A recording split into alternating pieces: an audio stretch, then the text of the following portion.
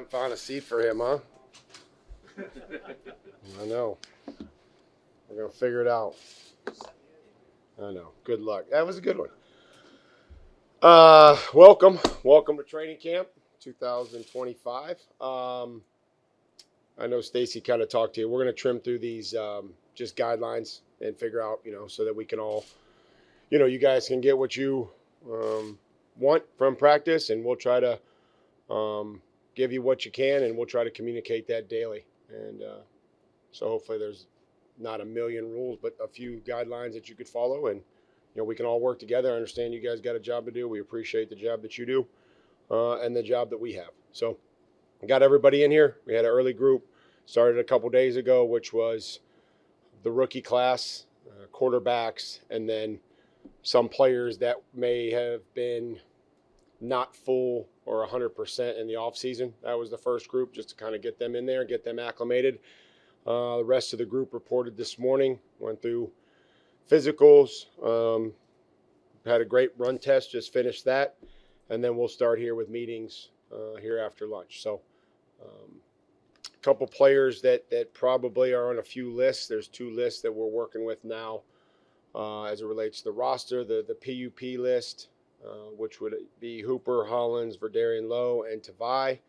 I would expect Tavai back out there tomorrow. Those other 3 probably will be, sometime after that. The NFI list, which would be Davis, Minkins, and Webb. I would expect Davis and Webb back out there with us tomorrow, and then Minkins maybe a few more days. So those are just some housekeeping items and just some lists that we use to start camp. So with that, what do you got, Karen? With the news that Stefan Diggs has been cleared for practice, presumably passing a physical, what does it mean for you that he's ready for the start of camp, just 8 months after ACL surgery? Well, I know that everybody heals differently, especially from that type of injury, but I would say that I think it's just a testament to how hard he worked. Mark Zepps also went through that surgery and worked extremely hard, and he's been out there the last couple of days with us as well. So appreciate their efforts to get back out there and get ready, and then we'll continue to monitor as we work through training camp. Do you still have him on any sort of pitch count or anything, or is he full go? Well, I would say I'm going to try to just explain it. When he practices, when he took the rep, it was full go. Everybody every day is going to have a different plan. There'll be some players that aren't out there for individual. There'll be players that are just out there for team.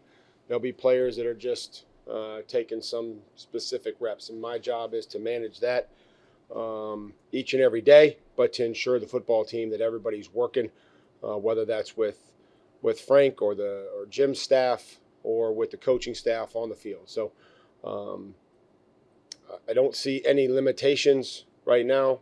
Is he going to take every single rep of every single period? No, and I don't think any player will. But I think we're off to a good start and encouraged by what we saw here in the last couple of days. Yep, Big T is here, ready to go. He's been out on the field with us the last couple of days. Players were excited to see him. I was excited to see him, and we'll move forward. Mike, just so we're accurate on the big stuff, did he pass his physical? Yeah, you can't practice if you don't pass your physical. That's what these lists are for. I apologize. So, that's some of the housekeeping that you go through when you're not fully cleared to start camp. That's where you introduce some of these PUP and the NFI. So, you can't practice without passing your physical. You said how critical this month was when they were off on their own. If I remember correctly, you might have said it was one of the most important junctures of the year. What's your level of satisfaction with these guys? Well, I think just based on the conditioning test, based on everybody at their weights, where we asked them to be in the conversation, thought we met expectations in that regard. But ultimately, it's about the football conditioning, right? The inline combat with another player, and then being able to go and chase the football and do it repeatedly, and a receiver to run a route downfield and not get the football, but still come back to the huddle and play the next snap, and to be able to have that competitive stamina as it works through practice. And then you'll see us try to build those reps through practice to get close to where we need to be for the game. So, the inline conditioning test is one thing. We'll have to continue to practice the way that we want to play, which is critical to be able to create our identity. How has Terrell Williams helped you in the past? I know he's been with you for a while. Yeah, I mean, he's the only D-line coach that I've had. Just a great reach to every player on the football team. I saw him reach young offensive linemen that were across the ball, but he worked with extensively in different drills or pass rush drills. He's got a great perspective. I think it's just helped me personally to kind of reach guys that maybe I haven't been able to reach. He's been a great mentor for young coaches as well. And I think our players have always responded very well, and his units have always been prepared and productive no matter who he was coaching. Is he like full go himself, or like? God, no coach should be full go, including this one. I haven't seen any restrictions. He's not on PUP and he's not on NFI. Mike, are you a big, first meeting, set the tone, expectations type, or do you kind of relay that message as you've gone from where you started to now? I mean, I think every meeting we try to have a message and we try to not waste their time. I found that consistency usually is the best, and sometimes that gets redundant for some guys, but things you emphasize are usually the things that you get and the things that you make important. So try not to give them a ton of stuff, but certainly things that I think that are going to be important. For example, training camp. I think our objectives that we're going to talk to them about and have talked to them about is it's time to build a team. We have to start coming together as a football team, and the groups that we're going to use and the special teams unit and the different personnel groupings on offense and on defense, and that all has to come together, and that has to happen. The other thing is they have to earn a role, and that's a great time for them to personally earn a role through training camp, is what they can do for the team, how they can help us, how they can help themselves. And there's a lot of different levels to what those roles are. And in my 14-year career, I've had plenty of them, from special teams, multiple position backup, to starter, a starter that was expected to be productive, to a veteran leader. So there's multiple levels of what that role will be, and it's up to them to earn it. And then obviously we have to prepare to win. And that will be my job as we work through training camp to make sure that we're doing all those three things. Like with the practice restrictions that the league puts on every team for the first few days, how do you handle the first few days as a teaching versus competition? Like, is it similar to OTAs? We'll try to get as much done as we can in 90 minutes. We'll try to get as much done as we can in an hour and 5 minutes. Try to get as much done as we can in an hour and 20 minutes. And we're always trying to do those things. There'll be days where we just walk through, and you'll say that's probably unique or new, but we still have to stay with our installation schedule. We're not necessarily giving them a day off. We're coming in, we're meeting. But when we go out on the field, maybe it's every fourth day, we're trying to stay on our installation, do third down, do red zone, but maybe in a walkthrough pace. But we're still trying, but that gives us an opportunity to break up into two spots to where you've got an offense and defense going against each other, and an offense and defense so everybody's working. So nobody's standing around. They're actually in there. They can take a rep. They can take a walkthrough rep. They can see themselves on film. We just try to, whatever the rules are, we try to follow them and make sure that we're coaching and teaching, being creative, and then also obviously competing when we're out there. In the spring, you and Ray talked about the increased level of expectation on him going into this season. I'm curious, if you flip around to the other side of the ball, can you Christian Gonzalez through that same? I would hopefully view everybody in that lens. Expectations in the National Football League are high. They should be. That's what our job is. So everybody's got a different situation, things that they're trying to get done, things that they want to accomplish. My job and my biggest job and one of my most important jobs is try to get the individual to be able to maximize their earning potential within what we're trying to do as a football team, right? Those two things can coincide. And we all understand, like, we're in this business, we're in professional sports outside of winning to provide for our family. That's what this is. It's professional sports. And so with that is you have this individual element and you have this team, and they have to coexist. And you have to allow players to understand that, show them where they're doing things to help themselves, but maybe not the team, and then show them examples where they're helping themselves as well as the team, and understanding how those pieces can fit together. Mike, in answering Ben's question, you said as coaches, you guys try to be creative. I'm curious, how do you try to challenge them? How do you make it hard for them during camp without physically driving them into the ground? Well, we're always, in the meeting room. We're trying to stimulate them. We're trying to ask a lot of questions and make sure that, they know what they're doing, that the guy next to them knows that he knows what to do. On the practice field, you try to create individual one-on-one competitions, whether that be an open field tackling drill, one-on-one pass rush. We'll do different drills. We'll do fit drills with the O-line and D-line where they're fit into a position, trying to take helmet contacts off of them, but still work the in-line, hand replace, sinking their hips, working their shoulders square, running their feet, all these things that would, go into a block, but not lining them up across and taking a helmet contact away. So you'll see some of that may or may not have happened here before. That'll be new. So if you're wondering what that looks like tomorrow, that'll be that drill. But we try to practice with an energy. There's an urgency to the way that we practice. We don't sit there and spend a whole lot of time. We're back in the huddle. That's how a game goes. We don't really have time to sit there and waste on what happened. We'll get it fixed eventually, in the meeting room. But we have to be able to process information and move on quickly and get back to center and run the next play and realize what the next situation is.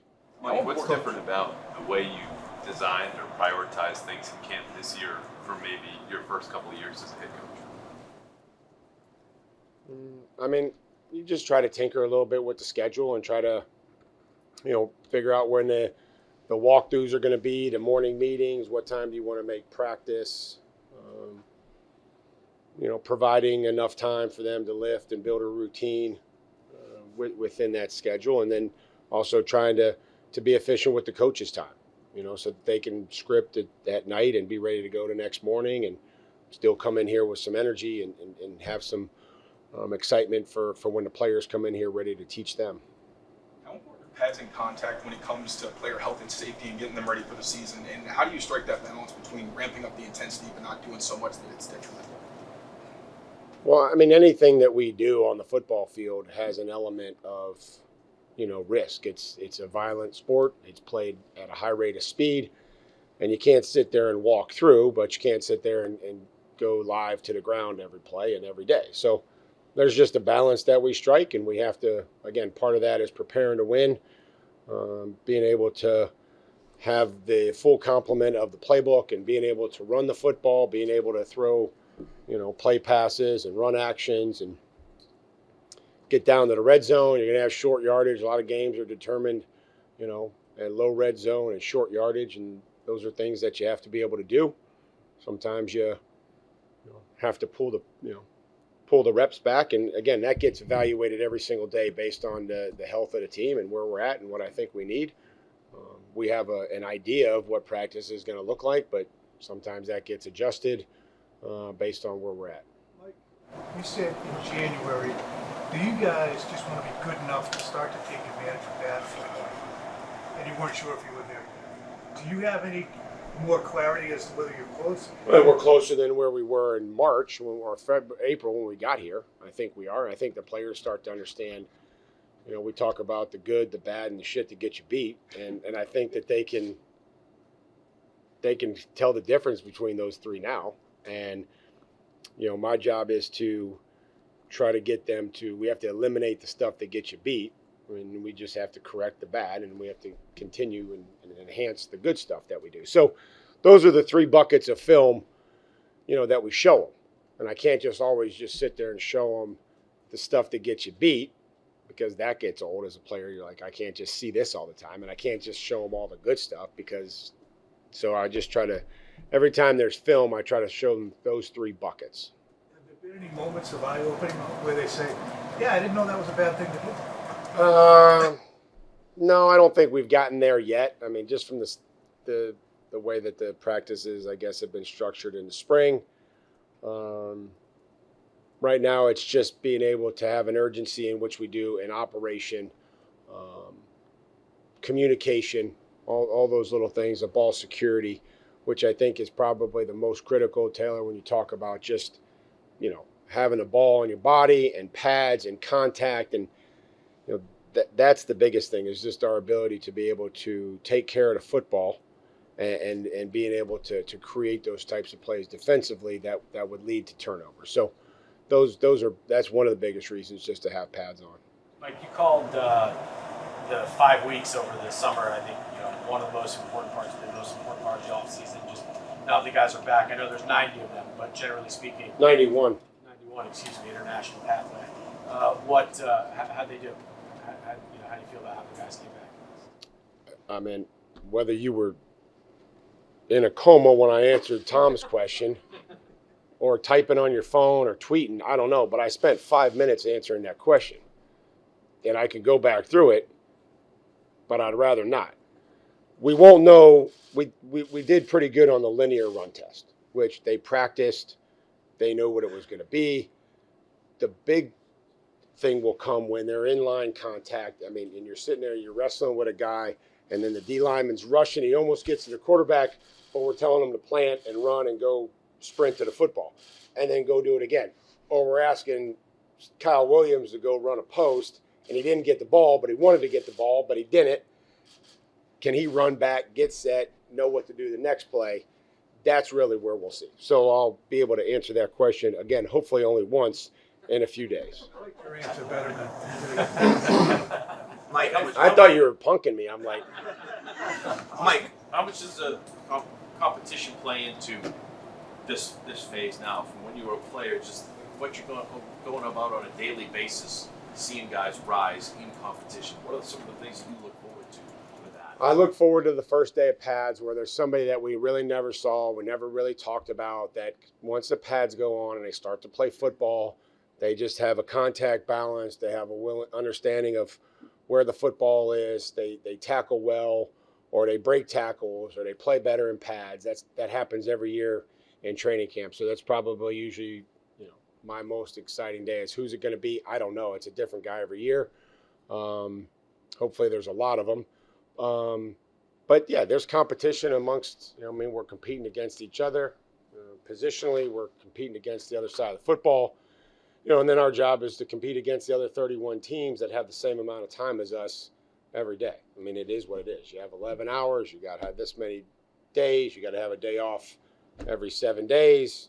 You got 3 preseason games. So it's, can we maximize our time versus what everybody else is doing? There's a lot of optimism because you're here as a coach. You've been on both sides of it as a player and a coach. As a coach, how much can you impact winning versus the players? Well, again, I have to continue to teach, develop, and make connections with our guys. And through that, you know, preparing them to win in the situations and getting them to understand that there's different ways to win a football game. There's a lot of ways to lose them, but we want to focus on the ways that we're going to win, and sometimes that's going to be different each and every week with whatever that plan to win is each and every week. And I have to try to do that. I have to get our coaches to do that and get our players to understand that. Thanks, guys.